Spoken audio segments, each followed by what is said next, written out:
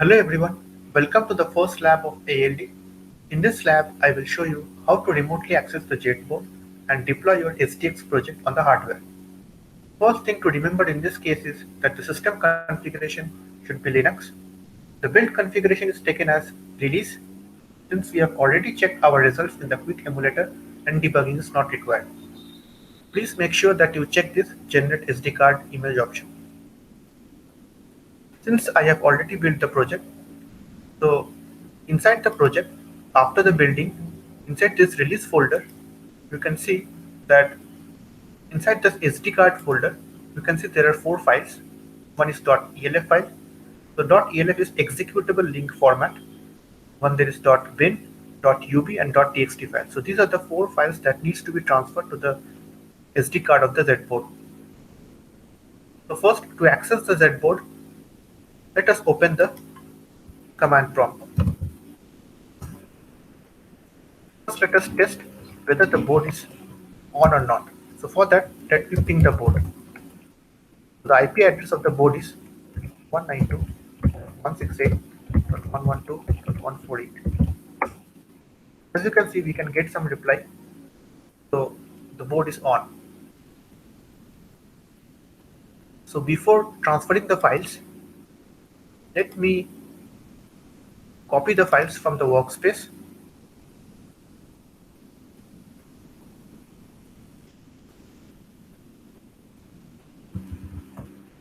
The local folder inside C.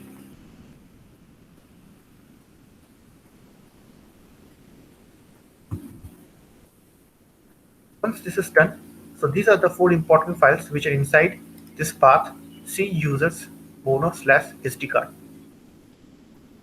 So I need to get inside this SD card at my C drive. Once I am here, now I can pretty much ready to transfer the files to the Z port. So for that I am using the scp command.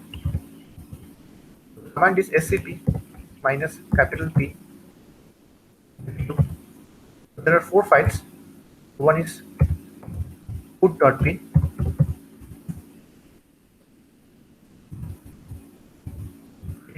txt,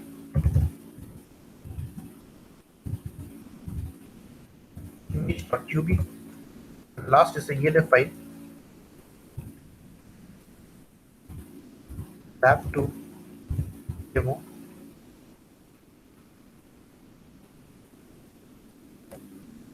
Let me check the name again. It's lab2 demo underscore optimization.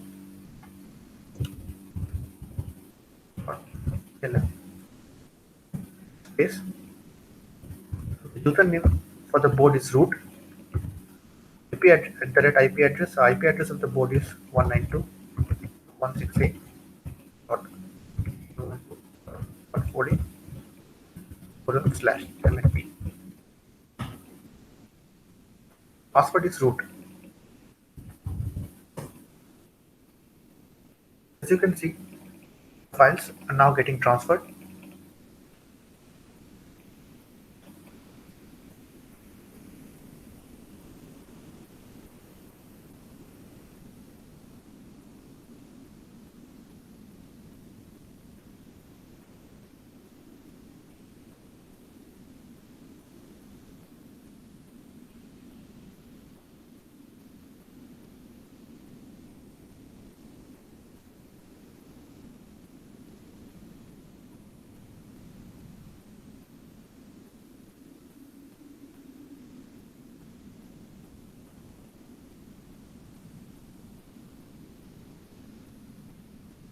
Yep.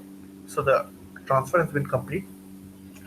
So let me connect to the board remotely. For that, I need to use the SSH command. Username is root. IP address of the board is 192.168.112.148. Password is root. As you can see, we have gone inside the board. Now we will reboot the board so that it boots up with the ELF file and all the other files that we have transferred to the SD card of the board. So let me reboot the board. As you can see, it is telling that the system is going down for reboot. So let me give it a while for the board to boot up. Let me ping and see if it is up or not.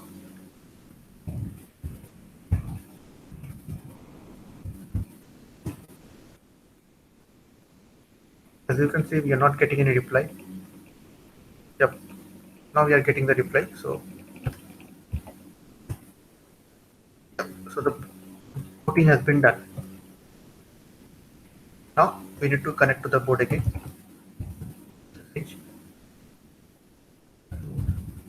Correct. 182 160.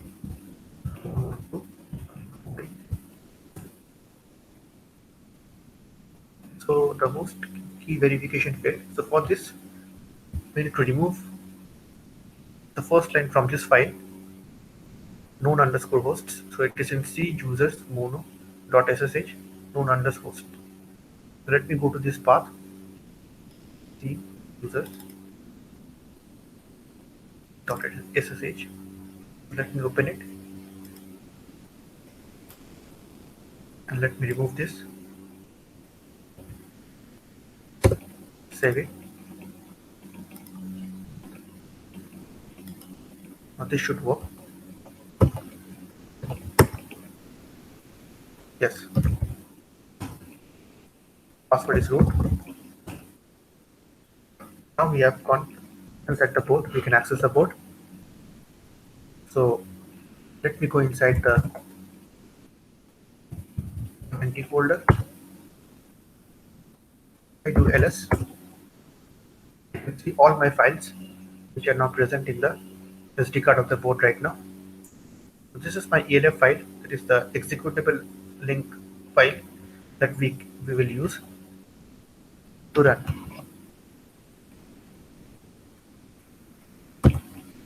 So dot slash lab underscore.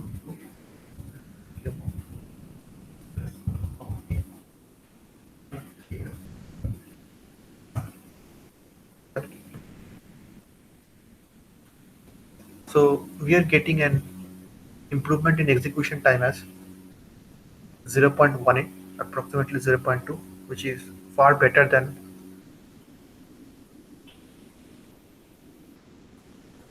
the one when we didn't use any optimizations. Okay, so again, we can do the process for the non-optimization one. So just check over here that our average improvement in execution time is 0.188. So it is approximately 0.2. So let me now transfer the files of my lab to demo. So inside this, I have already built it again using the same Linux system configuration and release. Inside the release, you can see these 4 files are already present. So let me shift those files from my workspace.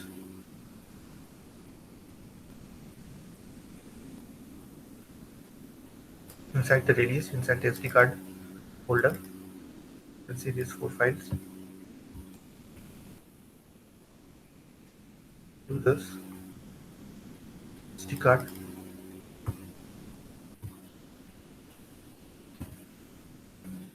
pasted it. I will open a new link.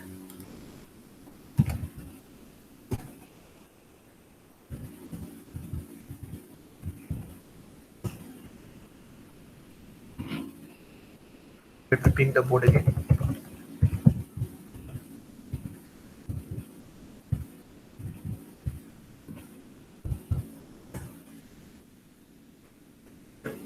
Active. So let me transfer the files.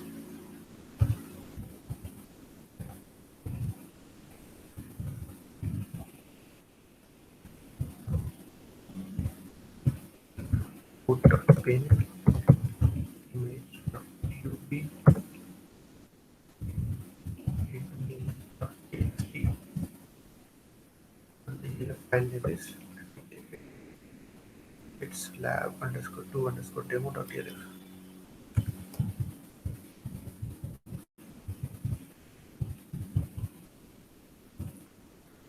Now the username is root at the rate IP address is 192.168.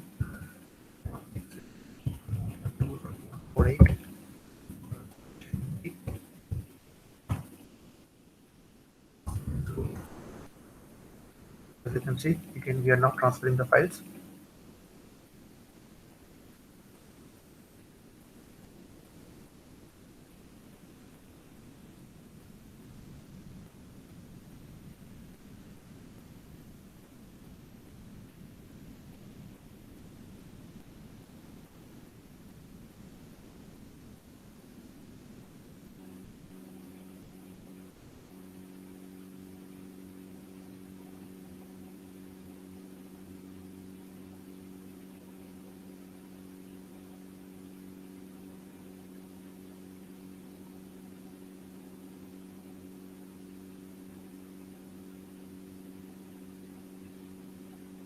So the files has been transferred. So let me connect to the board.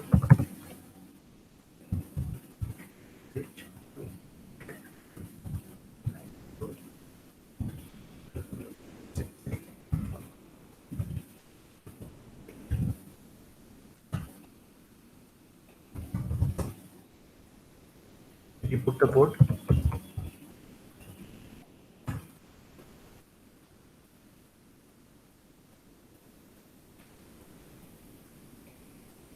Let's give the board some time to reboot.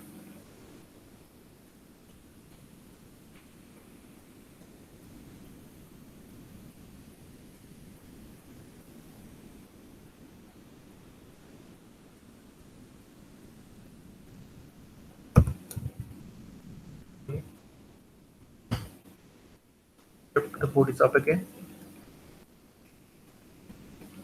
let me connect.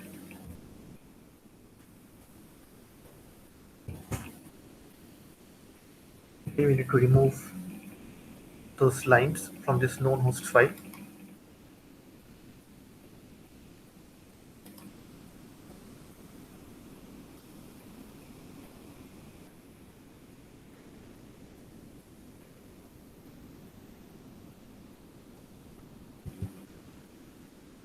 Save it.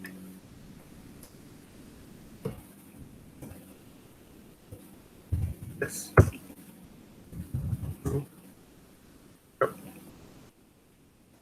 So now let's get inside the MMP folder.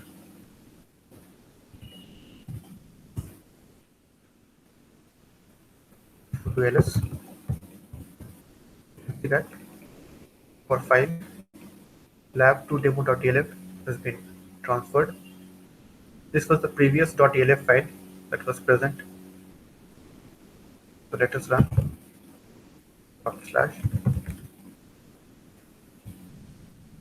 /lab underscore 2 underscore demo.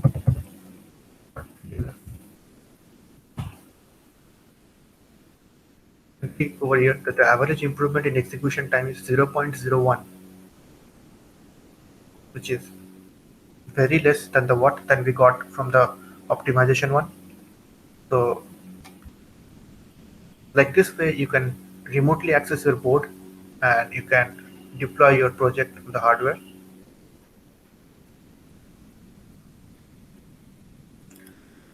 Now let me discuss some of the important points regarding the optimizations.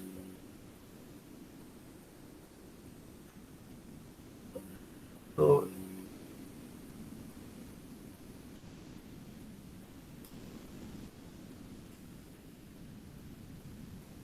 let me open the unoptimized one first.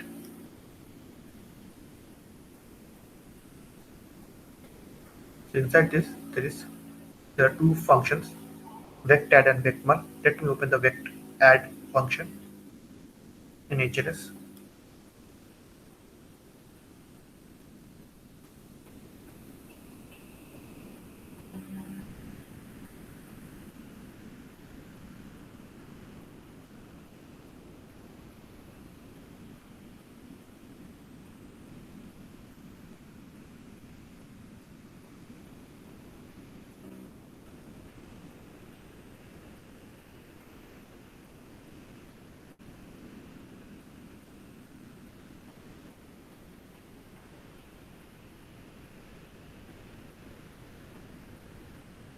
Let's give it some time to start.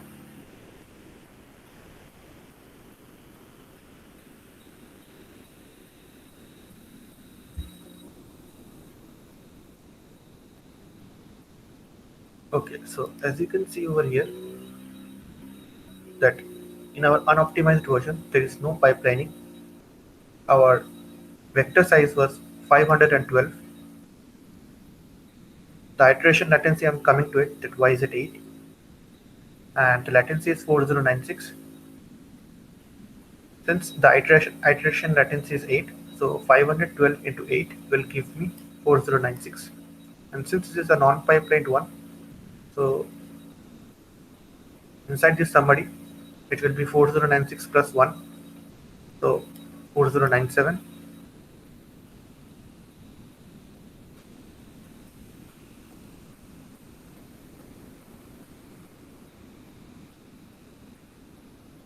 Now let me open source file with add.cpp.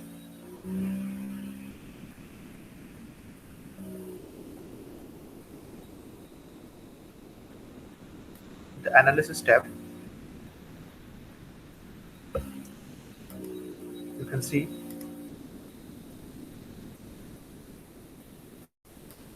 that for the first 2 clock cycles, we are reading the data. The next 1, 2, 3, 4, 5. In the next 5 clock cycles, we are doing the addition. And the last clock cycle, the output is being written to the memory. So in the first clock cycle, we are giving the request signal to the memory to get the data.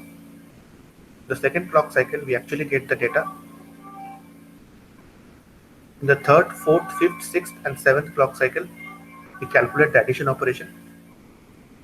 And in the eighth clock cycle, we finally complete it, that is by writing it to the memory. So total 8 clock cycles. So this is my iteration latency for the non-pipelined one.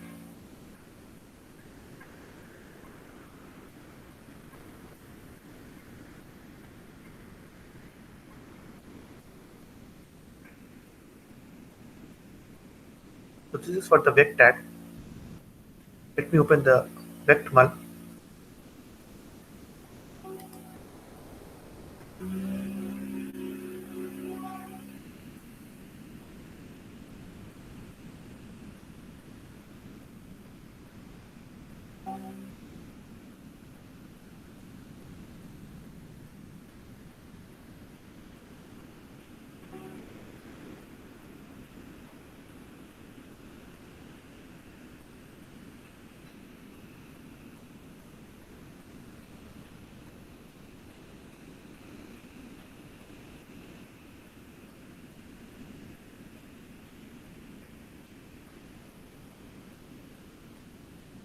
Let's give it some time to open. So over here also you can see that the iteration latency is 7. Trip count is 512 since our vector size is 512. So 512 into 7 will give me 3584. And since this is non-pipelined one, so 3584 plus 1, so 3585 my latency. In the analysis tab,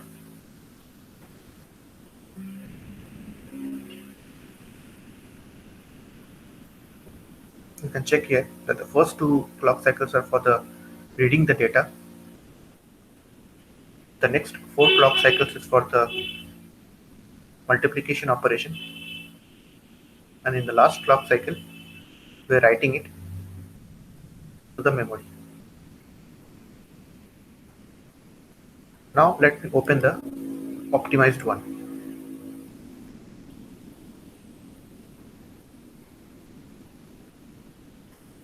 Let me open the vectag.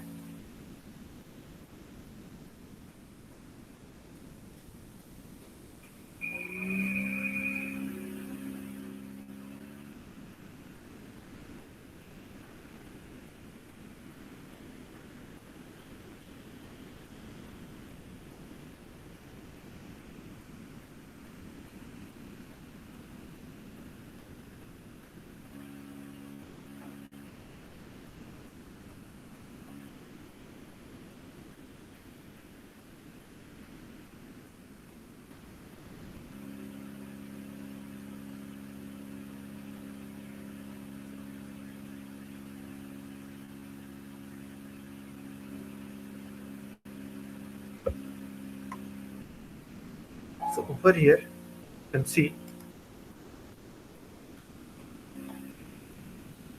that it is pipeline. So our initiation interval is 1. So that is after one clock cycle, that is after each one clock cycle, we are able to read the data. Our trip count is 512. So here latency is 580. So how it is 580? I'm going to show you now. So it is basically 512 plus 6. Let me open the analysis tab.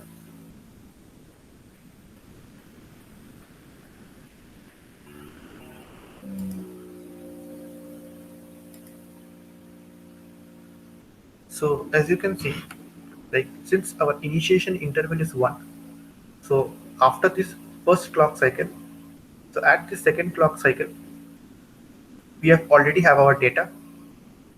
In the next 1, 2, 3, 4, 5 clock cycles, we already do the addition operation and we are already have the output. We already have the output. And in the next clock cycle, we are writing it to the memory. But before that, we already have our output and we come out of the loop. So basically, it is like 1, 2, there is 1, there is this second clock cycle. So 2, 3, 4, 5, 6, 7. So how many? 1, 2, 3, 4, 5, 6. So 6. So additional 6 clock cycles. You can see it like this way, like in pipeline condition. So for the first cycle, it is taking like 2 clock cycles, first and second. So after the second clock cycle, it is getting the data for the calculation. That is for A0, B0 calculation. You can take it like that. For A1, B1, you are getting the data in the third clock cycle. That is, you are sending the request in the second clock cycle and you are getting the data in the third clock cycle. So for A0, B0, you are getting the data in the second clock cycle. For A1, B1, you are getting the data in the third clock cycle. So after one clock cycle, you are for that is after each one clock cycle, you are getting the data. So that's why that is that one clock cycle plus you are taking additional 5 clock cycles, 1, 2, 3, 4, 5. So these 5 clock cycles are required to do the addition operation. So before going to the 8th clock cycle, you already have the output and you are coming out of the loop. So total 6 clock cycles. So that is 312 plus 6. Sorry, it is 512. So 512 plus 6 will give me 518 as the latency. And total this 512 plus 8, since this is pipeline, so 512 plus 8 is 520 is the minimum maximum latency. So this is the case for the addition one. For the multiplication one also I am showing it to you.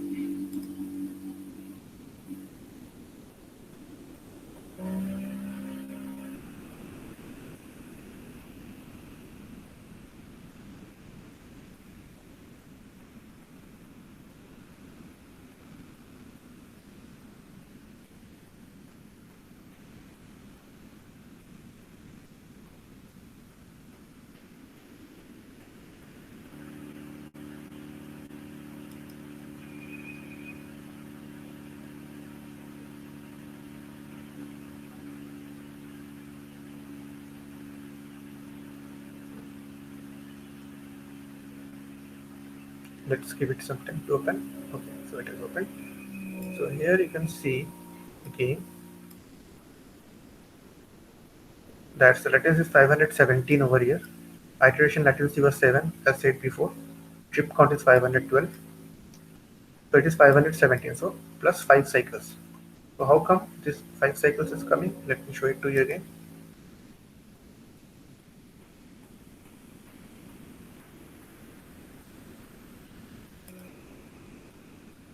So over here, the first 2 clock cycles is for the read. So since the initiation interval is 1, so in the first clock cycle, I am sending the read request that from to the memory that I want to read the data. In the second clock cycle, I am already finished reading the data. In the third, fourth, fifth, and sixth clock cycle, I am doing the multiplication operation and I already have the output. So it is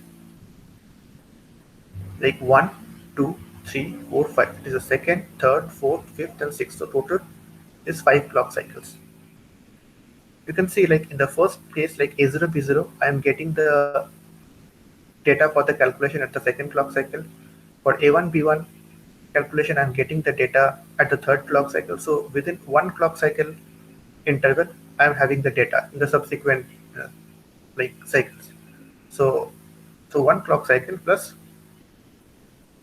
clock cycles required to calculate the multiplication operation. So it is 3, 4, 5, 6. So 4 clock cycles. So 4 plus 1, 5 clock cycles. So these 5 clock cycles are being added to a trip count. So 512 plus 5 gives 517. So this becomes our latency. And here it becomes 519 because 512 plus 7 gives 519. So like this way we calculate. And in this way you can calculate and you can check like how adding pragmas is improving your latency.